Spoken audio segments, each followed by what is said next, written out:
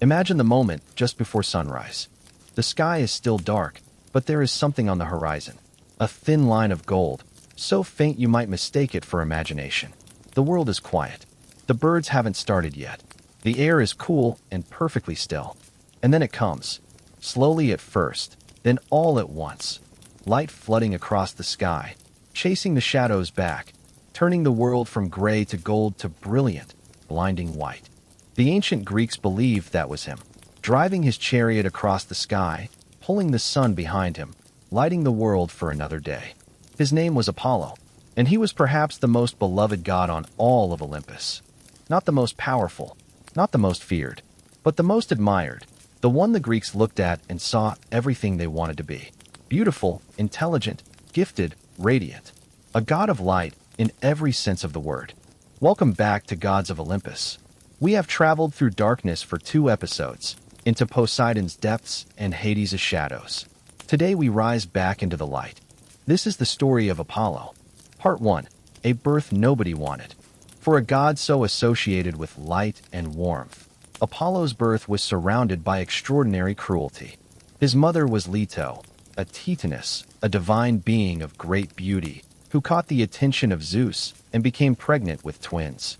Apollo and his sister Artemis, goddess of the hunt and the moon.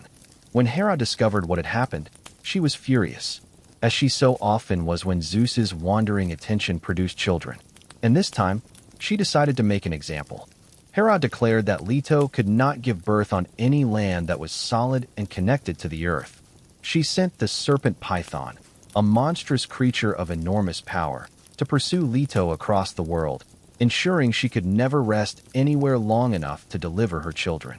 And she forbade any land from offering Leto shelter, under threat of divine punishment.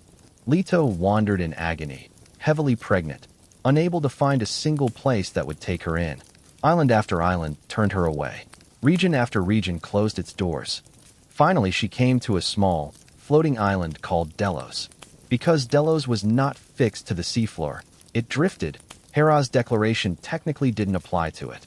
Delos agreed to shelter Leto, on the condition that if her son became a great god, he would build his most important temple there. Leto agreed. She gave birth first to Artemis, and according to the myth, the newborn Artemis immediately served as midwife for her own twin brother, helping her mother through the labor. Apollo was born second, into the world of light, on the floating island of Delos, welcomed by golden light and the singing of swans. Delos kept its promise. The island became one of the most sacred sites in all of ancient Greece, a pilgrimage destination, a place of temples and offerings, a place that no one was allowed to be born or to die on, so that its sacred ground would never be touched by the beginning or end of mortal life.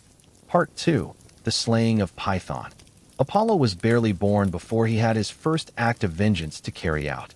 He knew what Python had done, how the great serpent had hunted his mother across the earth, giving her no rest, no shelter, no safety during her most vulnerable time. And Apollo, even as an infant god just coming into his divine power, decided what needed to happen. He fashioned a silver bow and a quiver of arrows, gifts that would become his most iconic symbols, and set out to find Python.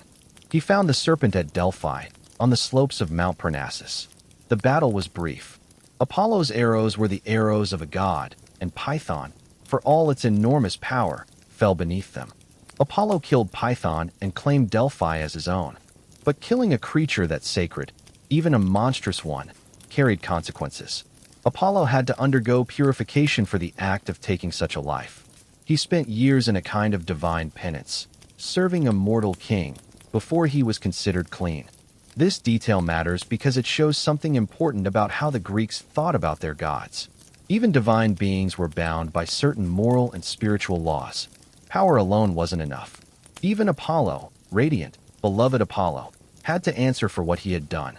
When he returned to Delphi, he established the most famous oracle in the ancient world. Part 3. The Oracle at Delphi. The Oracle at Delphi was the most important religious institution in ancient Greece. For nearly 1,000 years, it operated as the place where humans could ask questions of the divine and receive answers. Prophecies spoken through a priestess called the Pythia, named after the serpent Apollo had slain. Kings consulted it before going to war. Cities consulted it before founding new colonies. Individuals consulted it before making major decisions. The answers came in Apollo's name, cryptic, poetic, often open to interpretation, but always taken with the utmost seriousness. The most famous consultation in all of Greek history was perhaps the one by Croesus, king of Lydia. He asked the oracle whether he should go to war against the Persian Empire. The oracle said that if he did, he would destroy a great empire. He went to war. He destroyed an empire, his own. This was the nature of Apollo's prophecies. They were always true. They were never wrong. But they were spoken in a way that the human mind almost always misunderstood. There is a deep philosophical idea buried in this. The Greeks believed that the future was knowable, that it existed, already written, somewhere beyond human perception. Apollo could see it. But human language was not adequate to express it cleanly, and human minds were not adequate to receive it without distortion. So the prophecies came out sideways. True, but oblique.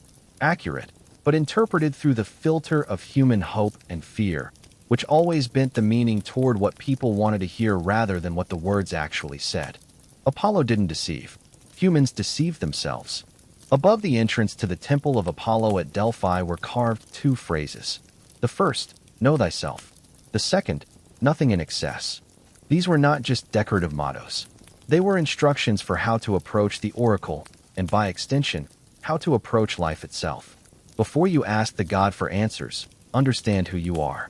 Before you act on those answers, remember your limits. Part 4. The God of Many Things. Apollo was one of the most complex figures in the entire Greek pantheon, because he governed an unusually wide range of domains. He was the god of the sun, or at least of sunlight and radiance. The actual driving of the sun's chariot was sometimes attributed to him directly, sometimes to the titan Helios, depending on which version of the mythology you follow. But either way, light was his element. Clarity, illumination, the dispelling of darkness, these were Apollo's gifts. He was the god of prophecy and truth. The oracle at Delphi was his, and through it he spoke the truth of what was to come to any who could afford to ask and had the wisdom to listen. He was the god of music and poetry. He played the lyre, a stringed instrument of extraordinary beauty, and his playing was said to be so perfect that it could move mountains, calm storms, and make even the most hardened divine beings stop what they were doing and simply listen. He led the Muses, the 9 goddesses of artistic inspiration, who presided over every creative endeavor humans undertook. He was the god of healing. His son Asclepius became the god of medicine, the figure from whom doctors still take the symbol of the serpent-entwined staff, the caduceus of healing. Apollo himself could send plagues as punishment and withdraw them as mercy. In the opening of Homer's Iliad, it is Apollo who sends a devastating plague upon the Greek army at Troy, shooting his arrows of pestilence from above, the bodies falling one after another for 9 days, because one of the Greek commanders had dishonored his priest.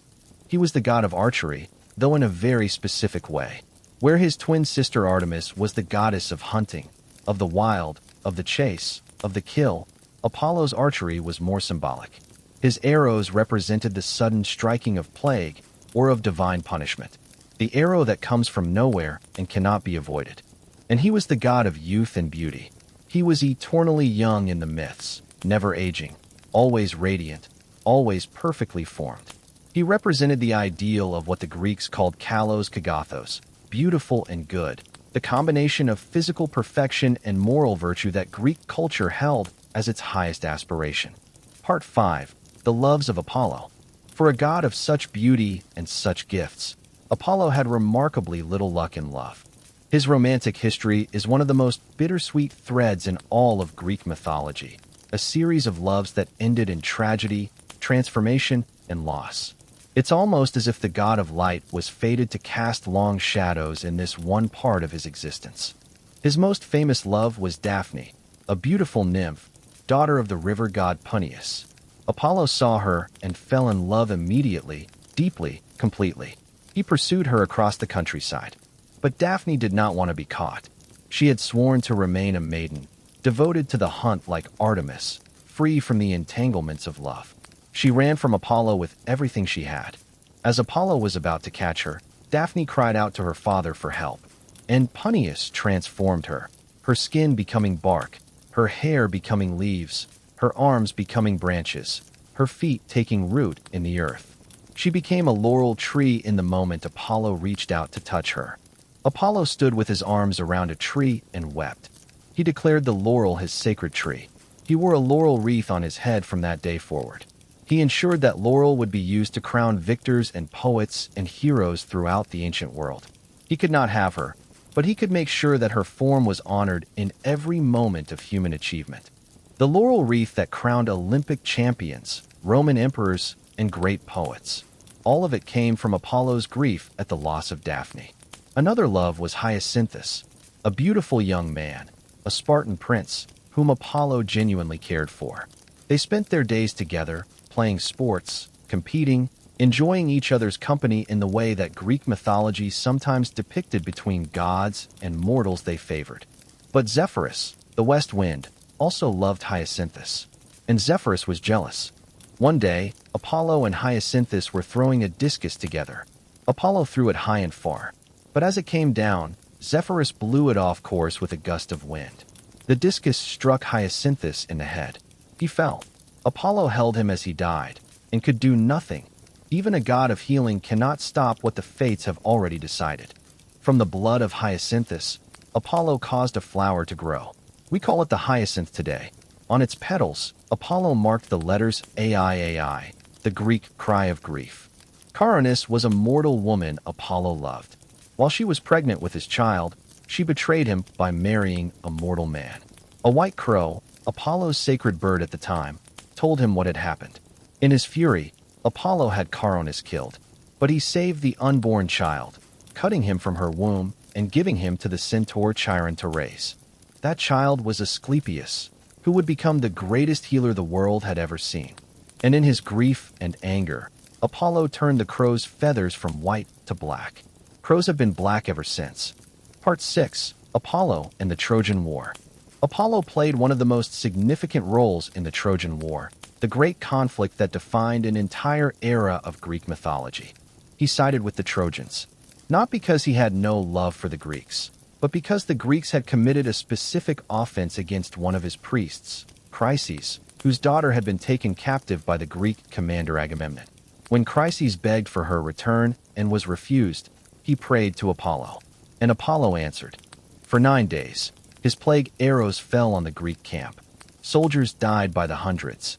Animals died. The stench of burning funeral pyres filled the air, until finally Agamemnon relented and the girl was returned. Throughout the war, Apollo continued to support Troy.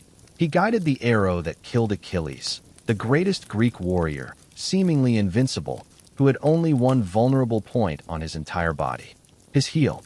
Paris fired the arrow, but it was Apollo's hand that guided it true.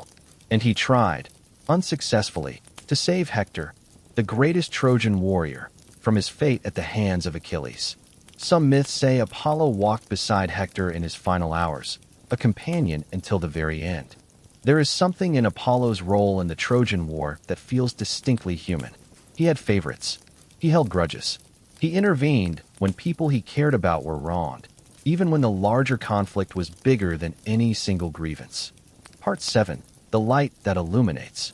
Step back from the individual stories and look at Apollo as a whole. He was, in many ways, the god the ancient Greeks most aspired to emulate. Not in his power, that was beyond human reach, but in his values. Clarity, truth, beauty, order, proportion. The idea that the world could be understood, that its patterns could be read, that wisdom was accessible to those who sought it with humility and patience. The phrase carved above his temple, "Know thyself," was not just advice for consulting oracles. It was a philosophy, an entire way of approaching the world. The idea that self-knowledge was the foundation of all other knowledge. That you could not understand the world around you if you didn't first understand the world within you. Apollo's music represented the idea that beauty was not frivolous, that art and poetry and song were not decorations on top of life, but essential to it. That a civilization without beauty was not truly civilized.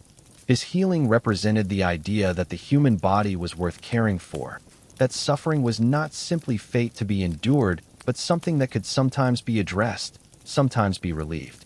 His prophecy represented the idea that the future was not random, that there was a pattern to things, a logic, even when that logic was beyond ordinary human perception. In many ways, Apollo was the god of human potential, of what we could be if we reached far enough. Closing. The sun rises every morning. We know now why it does. The rotation of the Earth, the angle of the axis, the physics of light traveling across 93 million miles of empty space. We have explanations that would have seemed like magic to the ancient Greeks. But the experience of the sunrise hasn't changed. That first moment when the light comes over the horizon and everything that was dark becomes visible, that still happens the same way it always has. The ancient Greeks looked at that moment and saw Apollo, a god driving his chariot across the sky, pulling light behind him, beginning another day of music and prophecy and beauty and truth. We have different words for it now, different explanations, but maybe they were pointing at the same thing. The idea that light and clarity and beauty are not accidents, that there is something in the universe that bends toward illumination, toward understanding, toward art. Maybe that idea doesn't need a god's name on it to be true. Apollo was the god who said, "Look clearly, know yourself, make beautiful things, tell the truth, even when it comes out sideways." Not bad instructions for living, whatever you believe. Thank you for listening. This was episode 4 of Gods of Olympus, the story of Apollo. Next time, we step into the wild, away from temples and oracles and the ordered world of human civilization. Into the forest, the moonlight, the hunt. We tell the story of Artemis. Good night, or good morning. The sun will be where it needs to be, right on schedule.